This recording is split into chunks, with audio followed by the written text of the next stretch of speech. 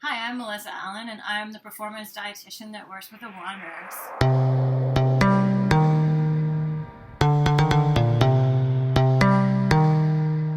I kind of already cheated, and I have turned on my oven. So that's step number one. Step number two is to take your sweet potato, peel it. You just need one sweet potato. The next step is to take 2 cans of tuna, dump them into a big dish or a big container. It's like 1/3 of a cup of flour. Since I'm using chives, I'm just gonna use my kitchen scissors and chop them up as well. The next thing we add in is 1 egg. Now I need 1/2 teaspoon of oregano. Now we need a little paprika, flavor and color. Break that in there, and now we're just gonna mash that all up. So we've got all this kind of stuff in there to make our burgers. This recipe just makes about four burgers, so I just went and ran off and washed my hands because, try and keep things as sanitary as possible.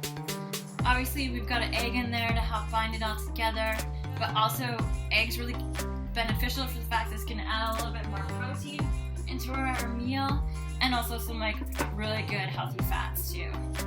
Eggs are definitely a super simple way to get some protein in your diet and some good fats.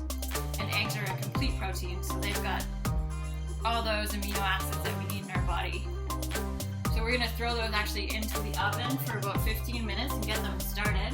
So that's our oven that's at 425. And while that's in there for the first 15 minutes, we're going to chop up our broccoli and cauliflower. The more color you can get in your diet for veggies, the better. So what we're just going to do, nothing too fancy with the broccoli, just gonna cut off the head, and then we're just gonna cut up the little florets. If you like them smaller cut, go for it.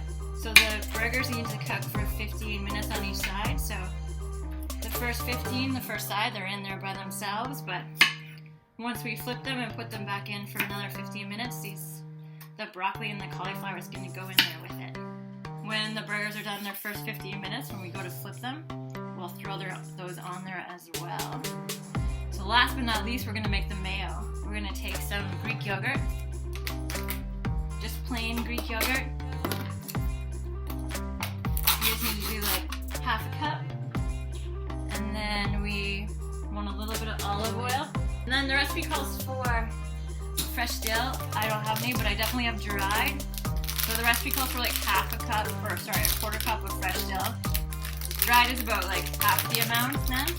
1/2 cup of plain Greek yogurt, just under 1/4 cup of olive oil, or your oil of choice, obviously. A little bit of 1 lemon juice, mixing it all up. And that's it. So now everything's just cooking away. We can just set this sauce off to the side. Here's the finished product. Super delicious. I love it. Hopefully you do too. All right, thank you so much for watching.